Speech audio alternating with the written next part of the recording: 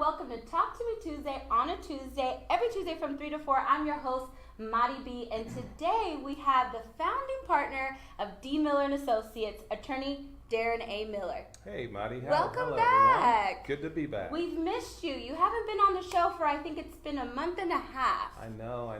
Been busy, but glad to be back here. Yes, well, we're glad to have you. And speaking of the month and a half, we were talking the month and a half ago about the same topic we're talking about today. Right. This is our second edition, second episode, special topic, USC sexual assault, sexual abuse, sexual violence, all under that same category. Correct. Such an important topic, and it's so moving in the industry right now. Do you want to talk a little bit about more details on the topic in that case, which is one of our biggest cases, correct? It is, Madi. You know, I often tell people it's the most important case that I've worked on in 19 years. When you think about the fact that young ladies going off to school, going in for routine exams to go to check to see if how they're doing physically, checking in with the doctor, the gynecologist to make sure everything's okay, and to see the violations that they went through.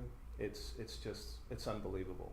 Right, and I know that's something that, you know, women have to go through. It's an annual checkup that women have to go through. It's something that to be violated on, something that we have to do is just on another level. But why is it so special to you? What is it over your heart that you feel that it makes this case special to you in particular? You know, there's many different reasons. When you talk to the young ladies that were involved in this situation, you know, young impressionable women, first time going off to college, going off to school, being by themselves, and for the doctor to do some of the unspeakable things that he did to them, it's crazy. And then to see that the university was aware of what's going on for over 20 years, and to let it continue to go on and on and on and do almost nothing about it. It's just crazy. It's ridiculous and done. And you know, after speaking with a lot of the women about it, and roundtabling with my partner Ramesh, of course Andy in charge of the litigation, we all have children. We all, especially young ladies. Mm-hmm. It would be, what kind of men would we be? What kind of lawyers would we be to allow this to go on without doing something about addressing this problem, stopping this problem, and making sure in future that young ladies that go off to school are properly protected. So that's what we chose to do, and that's exactly what we're going to do here. That's awesome. So not only are you taking the attorney figure, but you're also taking like a fatherly figure and role to these women as well as to your own kids. It's a difference that you want to make in the world to where these things don't happen to your little ones as they go to college. Yeah, you know, my daughter just turned 15 a few weeks ago, and she's already let me know, look, Dad, I'm going to Stanford. That's where she's going, and she's very goal-oriented, and she's driven, and she's going to, and it just, I think about it at night sometimes, you know, fast-forwarding a few years to where she's really going to be at school. What if I did nothing about this problem? What if I didn't understand some of the things that we're uncovering here? And she went off to school, and God forbid something happened. At least there's going to be protocols in place to where she knows what to do, what to expect. We're setting up things whereas what the university, the protocols are in place for them to deal with those situations to make sure that our girls, our students, our family members are protected. Right, and you know, you guys, the attorneys here at D. Miller and Associates, are trying to do institutional change. Absolutely. That change, to make a change in collegiate level, institutions, workplace, there's different environments to where this has been addressed. And let's talk a little bit about that. There's certain movements that are out there, some that you guys may have heard of, hashtag #MeToo, hashtag #US2, hashtag Time's Up. Those are movements that have been made against sexual harassment, sexual assault, spread virally in October 2017, so almost a year ago, as a hashtag on social media to demonstrate the widespread prevalence of sexual assault. These movements, not only are they trying to make a difference through platforms of social media, but people like yourself, an attorney, the attorney group that's behind here. So we also have the managing partner, Rameshwar Guthaman, as well as a head litigator, Andy Rubenstein. We're going to talk a little bit more about him. All of us coming together, and there's more people out there. The people that are actually speaking up, the people that are family members. There's a lot of us that are coming together and want to make this movement not just through social media, but also media. Correct. And I know you mentioned the Dr. George Tyndall. Media states it's crazy to even call him a doctor.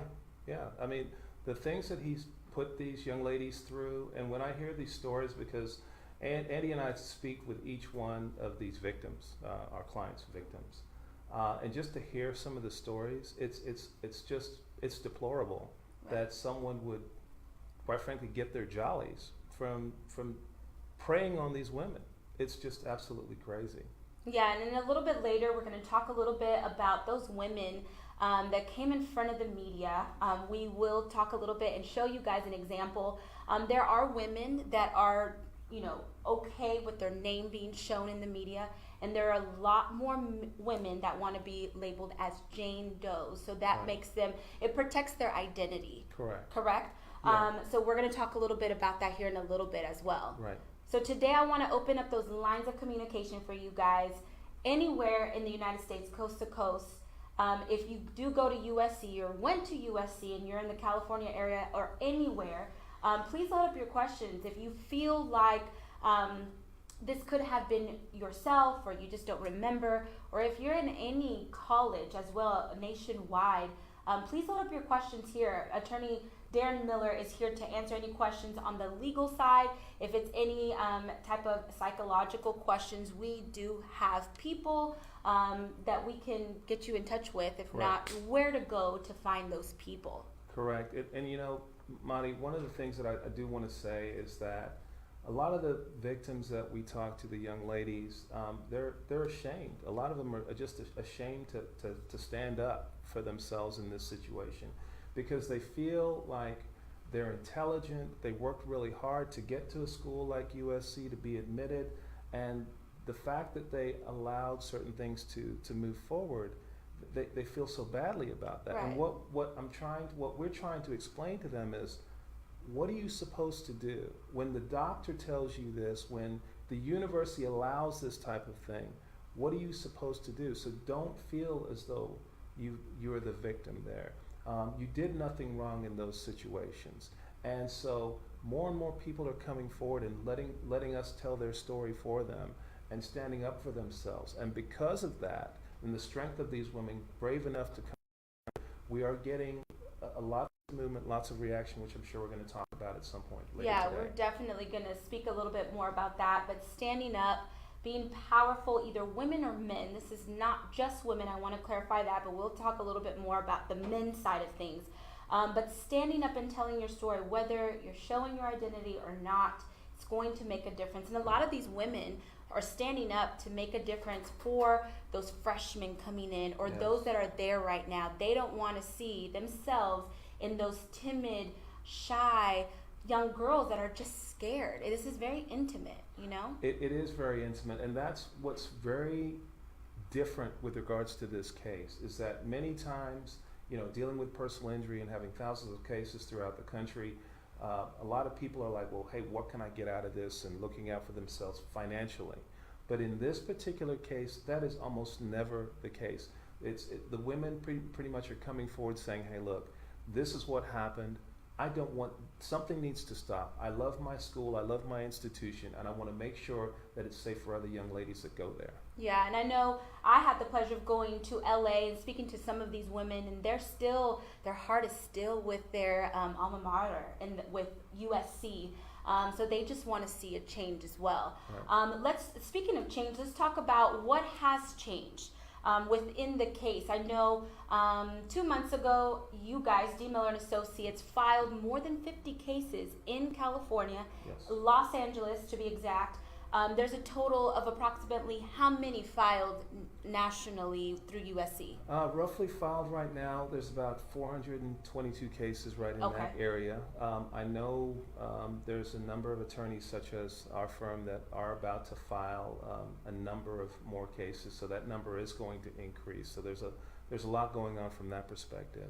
So let me ask you this, anything has changed? Has USC reached out to you guys? Have you heard anything from Dr. George Tyndall? We have not made any contact with Dr. George Tyndall. We have filed the litigation, of course, and there is some talk about sitting down and trying to figure some things out with the university.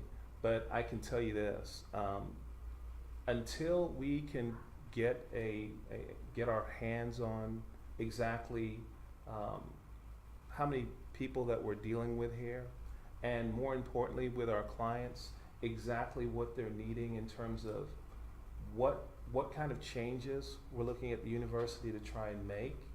Those are the most important things. So that's what we're looking at. That's what kind of what we're focused on. So there's some discussions and things going on.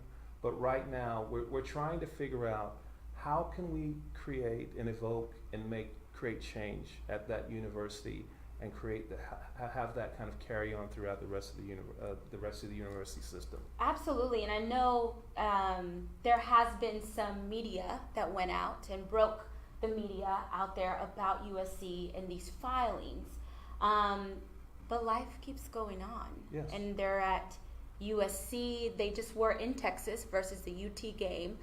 Those are things, that's why I asked, have they reached out? Are they trying? Because they're still, sports keeps going, parties keeps going.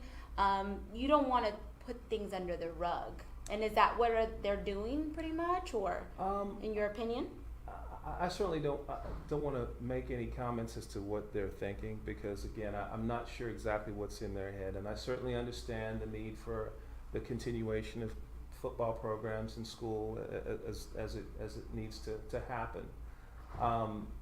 I know that we are making some contact with those guys about what's going on, but it's very important that we've had clients that have been substantially victimized, and they haven't had their opportunity to properly talk about this, and we want to make sure before we really sit down and engage in any meaningful discussions with the university that we get a good idea of exactly what our clients are looking for before we approach them with significant Absolutely, absolutely. So again, I want to open up those lines of communication. If you have any questions here for the founding partner of D. Miller & Associates, Attorney Darren Miller.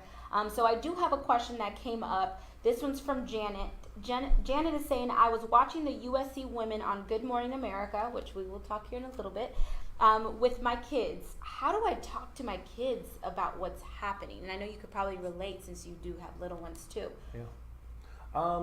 That's a great question, Janet, because it's kind of a difficult discussion too with my children. I've got two girls, 2 boys. Just be honest with them. Be honest with them with regards to the fact that some things happened at the university that should not have happened, that certain people did not take responsibility for certain actions, that things were allowed to move forward that shouldn't have for too long, and we're now going back to fix those things. The most important thing that we keep emphasizing is that when things like this happen, unfortunately, you say something to someone. Be vocal about it. Make sure that you don't keep these things inside. Make sure that there's someone that you can speak to, whether it's a friend, a relative, a counselor, someone to give you, to let you know and help guide you so it doesn't eat you up inside. It's just so terrible when I talk to some of the clients, even some of them more than 20 years ago. I mean, they start tearing up and it's buried inside. And sometimes they'll call back after 20 minutes or an hour, say, you know what, I didn't think about this. I haven't thought about this for 15 years. I've buried this. It's something I didn't want to talk about. And so they're getting these things out, and it's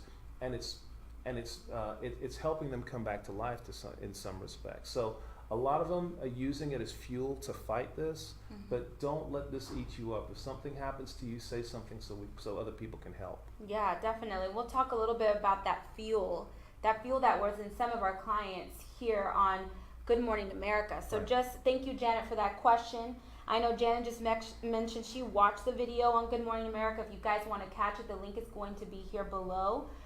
We're playing it here also of Good Morning America. So those women went on with reporter Juju Chang and our head litigator Andy Rubenstein, and they were talking about it, and some of them different age ranges, from as young as in the 20s to as every age range, different decades, and the youngest one was stating that she hasn't gone back. Yeah. And it's something that she just wanted to get out and bury this, just like you mentioned.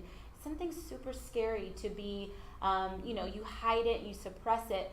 So that's going with what you were talking about. And do you want to talk a little bit more about this Good Morning America that kind of broke the internet and the media? Yeah, that was crazy. When the story came out on Good Morning America, phones went crazy. Contacted by almost every reporting institution throughout the country. After Good Morning America, Nightline contacted us, and we had a bigger story that came out on Nightline that night. It was just absolutely crazy, and it was just very interesting to see how important this was, and it was good to hear that people were interested in doing something about it. Although it's been a long time, and we've seen some of the other issues that I think we're going to talk about at other institutions, that people are really women are empowered now to get out there and do something about this, and I feel I'm really lucky that we're involved and able to help them through this process. All right, I've got to agree with you. Empowering women, again, I will repeat, not just women, also men, but right now this topic is the women from USC, empowering them to speak up, to get it out, and to make a difference and a change, institutional change. It's about making those changes in the university so there's now protocols, and so that they have to follow certain things.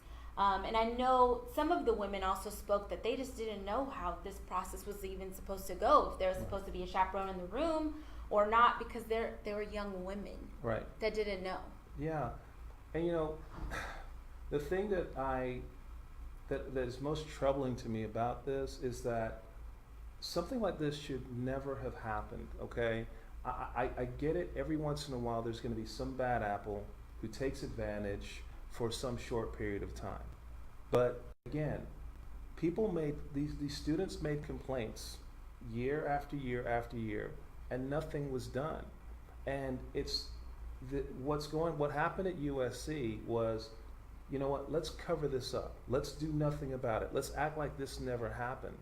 And because they had that mindset, then victim after victim went in there looking to get help, looking to get questions answered, and ended up coming out as victims. I mean, getting violated by this doctor atrociously, and it was just terrible. And you were just mentioning the time period. So allegedly, how long was the time period that this pretty much went on? Over a period of 20 plus years, 26 years, something of that nature that it went on. That's way too long, like you said. Absolutely.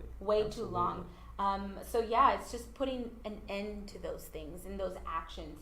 And unfortunately, we do trust the doctors. I mean, you trust doctors whenever you go, that they are the expert of the specialty of whether it's your eyes or a physical or a gynecologist. We trust that, and it's unfortunate that now we have to ask leading questions, but that's why you guys are here, is to make those changes. Yeah, and and that's kind of the biggest thing with a lot of the women, with regards to how they feel so guilty about, well, maybe I should have done something differently. Maybe I should have made complaints or not let him do X, Y, and Z. And then I have to remind them, wait a minute, you're at one of the most prestigious universities in the country. You're with a gynecologist who's been there for years and years and years. He's instructing you as to what you need to do. He's the doctor. He's got all the power. Unfortunately, he's misusing that power. So don't think you guys were on an even playing field.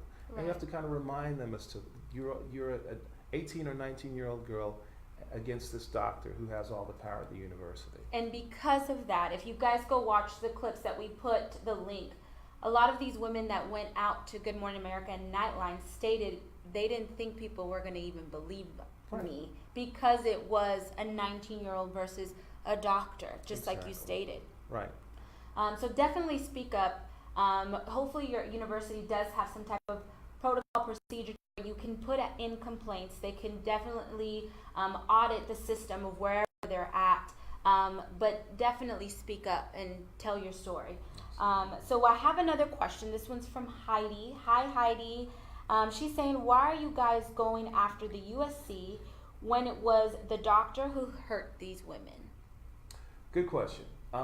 We're going after the doctor, of course, as well as the institution. The doctor, of course, was the one who committed these physical atrocities, but the university was aware of this situation and did nothing about it. So it's our opinion that they are equally responsible for what happened there because they knew about it, should have known about it, and should have ended that process years back instead of subjecting our clients to it year after year. So that's exactly why we're holding them responsible. Absolutely. So just mentioned, doctor was employed under USC. So in your opinion, going after both? Absolutely. Absolutely. Perfect. In different situations, every case is going to be different, but different colleges, different even workplace institutions, that might be a different opinion on who to go after. Isn't that correct? Certainly. One of the things that, and you bring up an important point, some of the young ladies are reluctant to come forward because, well, we don't know exactly which doctor it was at the university at the time. Well, during this particular time, Dr. Tyndall was the only male gynecologist there for all these years. So again, we don't want to get anyone in trouble that was not responsible for anything. So those are some of the first questions we're going to ask. We're going to, after we work something out with regards to how we're going to do this, we get the medical records, we verify different things. We don't want to say anything wrong about anyone that we don't need to. But again, Dr. Tyndall is our target here, and he's been the culprit all this time. So based on your experience on this case, has there been any case that you have that you weren't able to find the medical records? Did they have all types of medical records there in file? Working through the medical records is a challenge.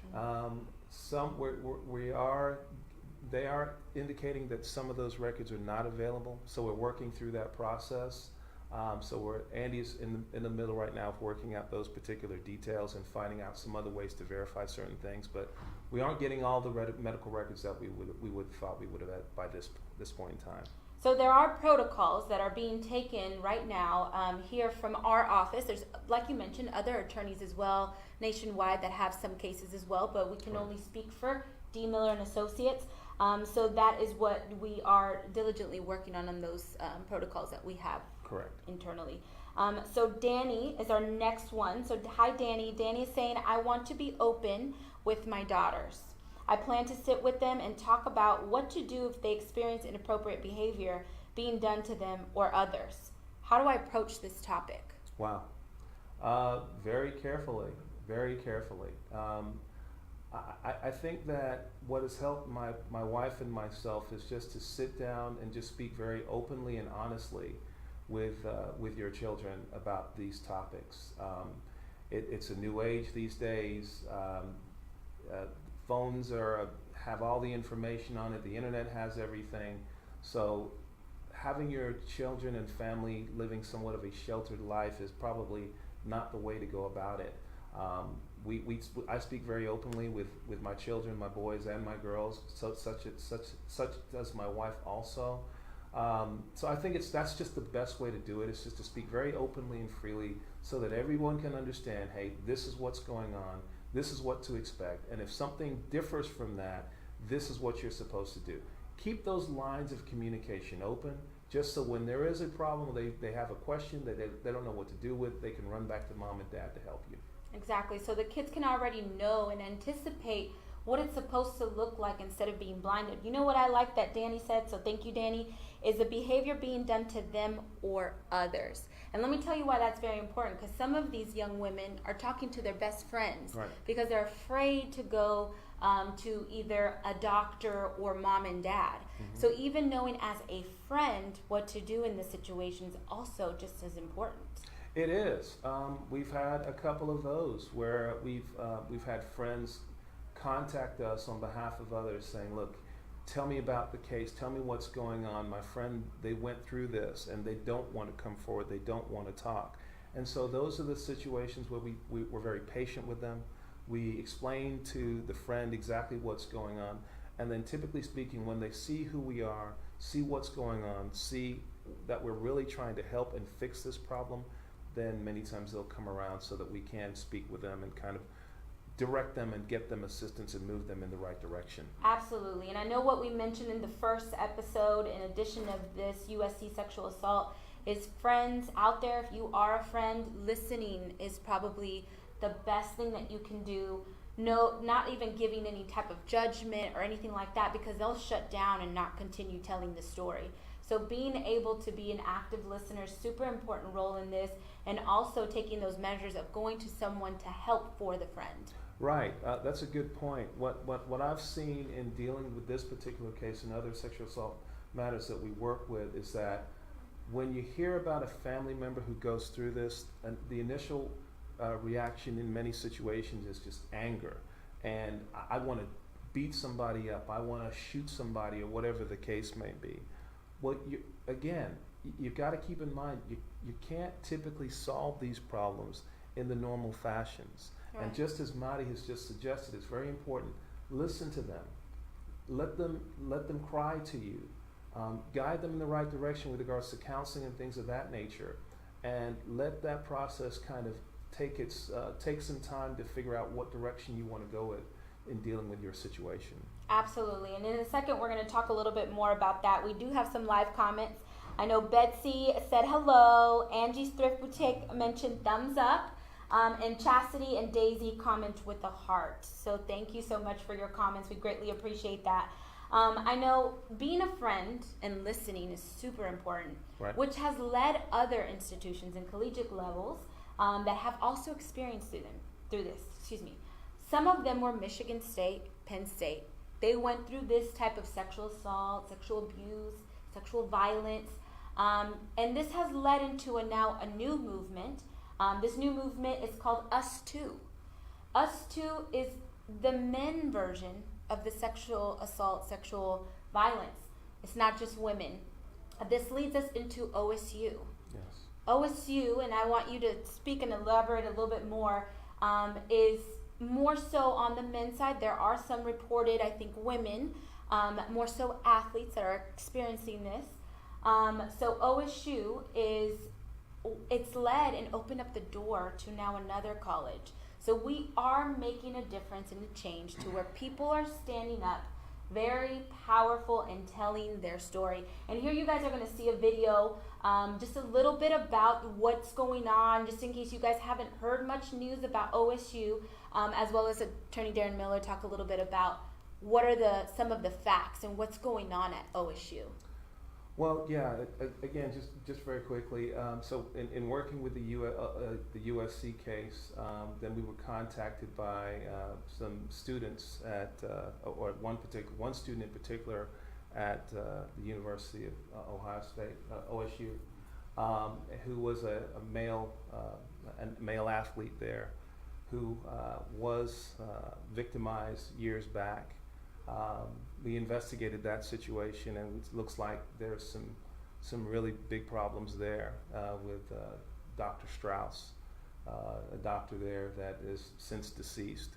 But we're seeing a lot of male complaints coming out of that school also, and it's a terrible situation.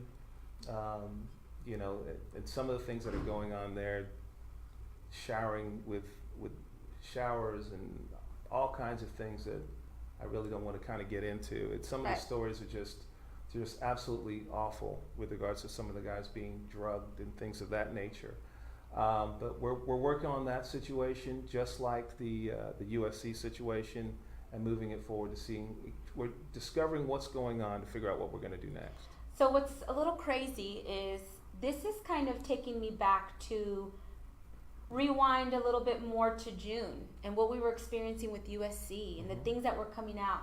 It's like deja vu. We're seeing it now all over again with OSU. Yeah. Like you stated, Ohio State. This is Dr. Strauss. He was not a gynecologist. It's a different doctor, but it was, I believe, the sports doctor. Is that correct? Correct. For the sports on the college level, which is it's very different but very similar. It is a doctor of empowerment that is abusing their power and sexually assaulting, abusing. And this one's a little bit unique case because this is involving potential drugs and really getting them to where they're not conscious. Is that correct? There was a couple like that, Okay.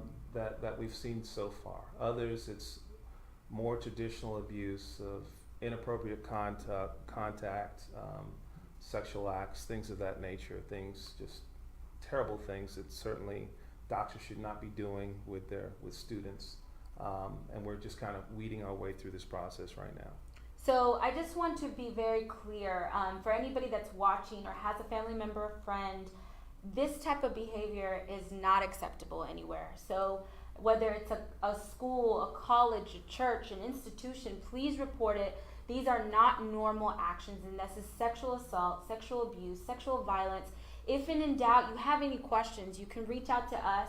That phone number is going to be located below, and we would be able to, we being the attorneys here, we have 5 attorneys that will be able to advise you on what route to go and what your options are. You want to talk a little bit about that? Yeah, the unfortunate reality, Madi, is that I think what we're going to see is that the Michigan State, Penn State, the USC situations, OSU, of course, they are not going to be isolated incidents. There's other people that have been victimized throughout the country in different areas. And again, if you have questions for us, call us.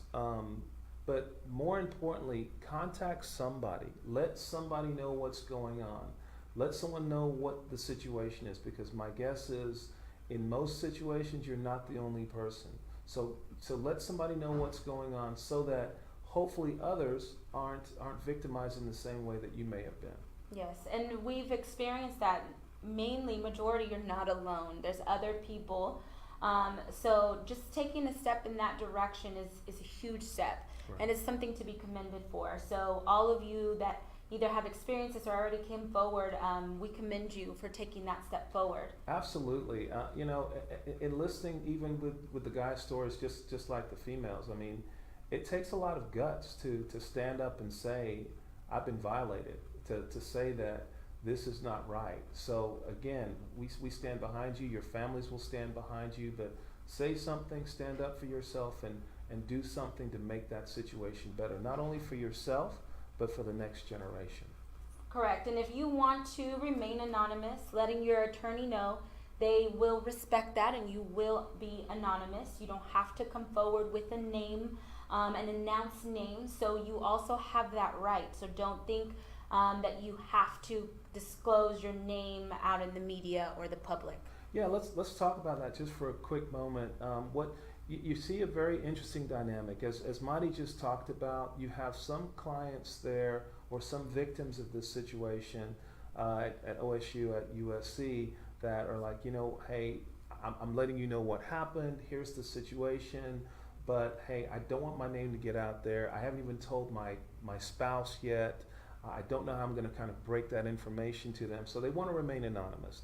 In those situations, we file what's called a John Doe or Jane Doe plaintiff's petition, which means we're protecting their identities. We're not putting it out there so that they have their anonymity and we can still look out for their best interests.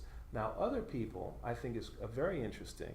You have another dynamic of people who have been victimized, who've kept it quiet for years and years, and now they're like, you know what? No, I'm standing up for myself. I'm going to liberate myself. This is my name. Put it out there. Put me on television. Put me on the radio. And they want to speak up for themselves. And they find it extremely liberating to go out there and help others speak up for themselves. So you have a very interesting dynamic there that Right. I see working in this. And both are okay. Absolutely. Both of them are okay. Absolutely. So Absolutely. whichever one you're able, as long as you just tell your story, that's what is what we want to do to help by Correct. telling your story. Absolutely. Speaking of, so we do have someone right now that would like not to be named, so we will respect that.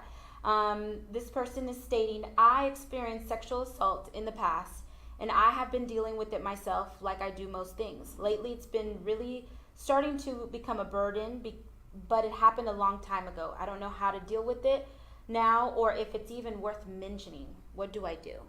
Well, I mean, clearly this is something that's bothering you. And certainly I would suggest tell somebody. Get it out there, someone that you can trust, someone that you can express what happened to, and figure out what you need to do next. If it's something that you can handle at that level, that's fine.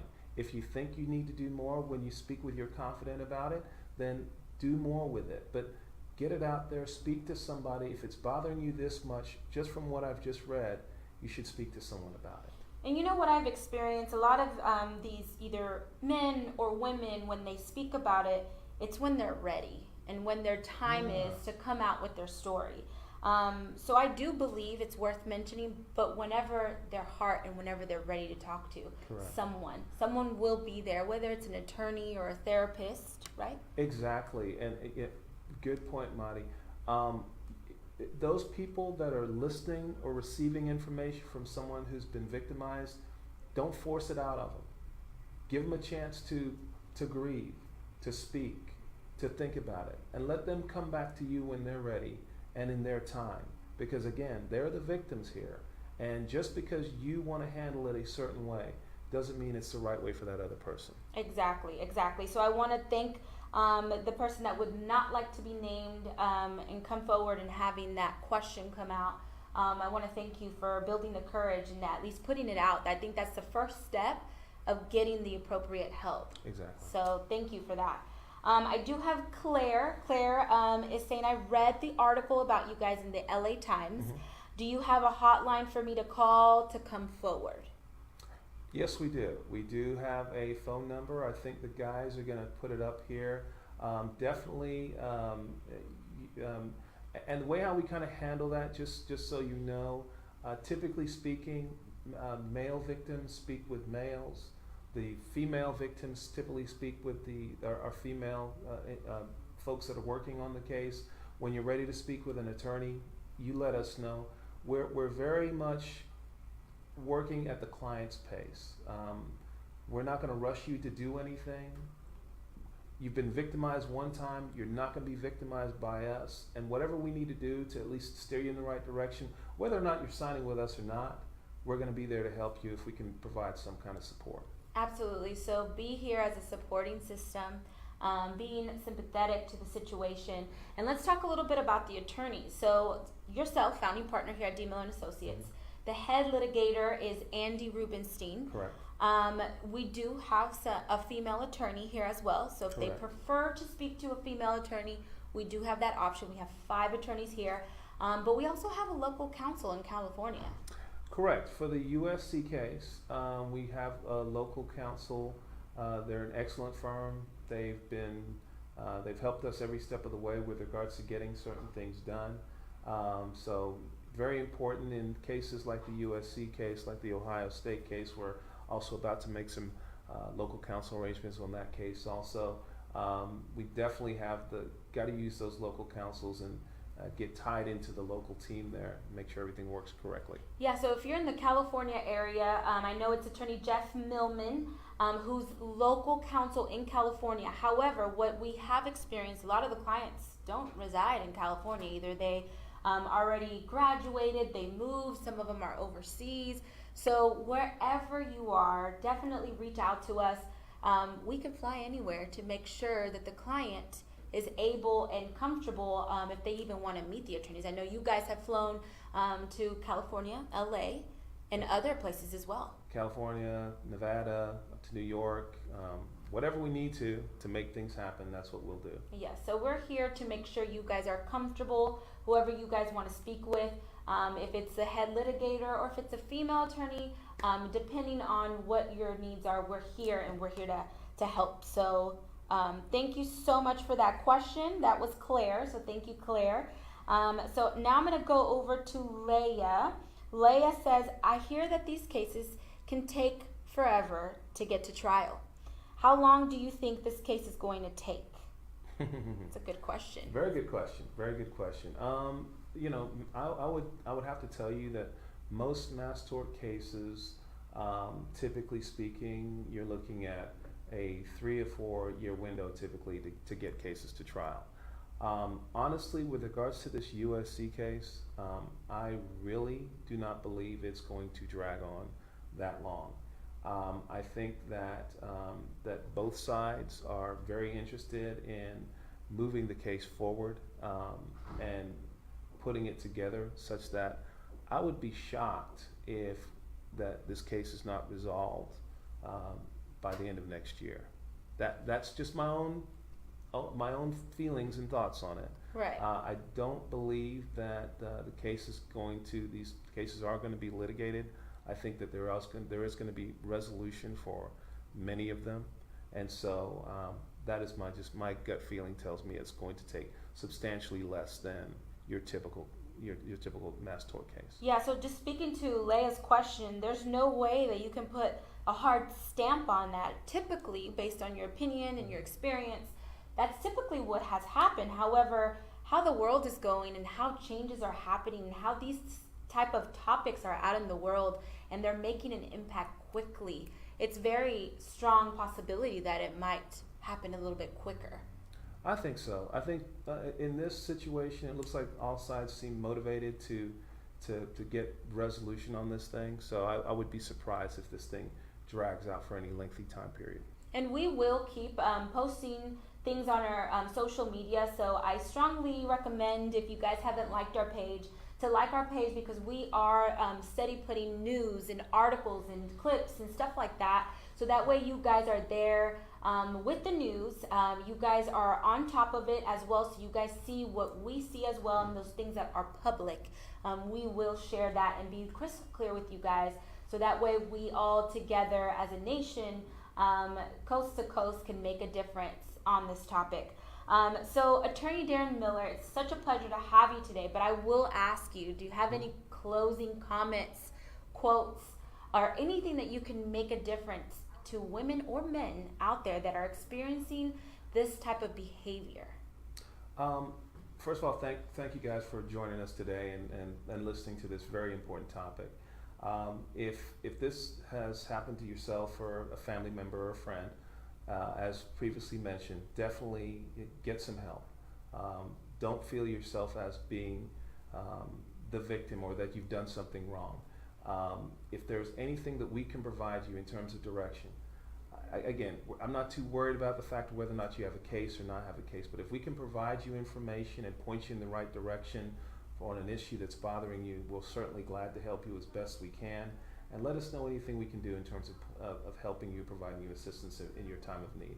Absolutely. So let's stand strong together, whether it's an attorney, whether it's a father, whether it's a friend or a family member. That way we can make a difference. So us together can make a difference to where these sexual assault, sexual abuse, and violence is not happening as often anymore in an institution, in a school, college level.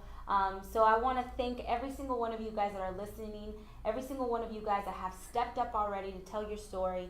Thank you so much for that, and stay tuned on our page. Thank you again for being on Talk to Me Tuesday on a Tuesday. Till next time. Bye.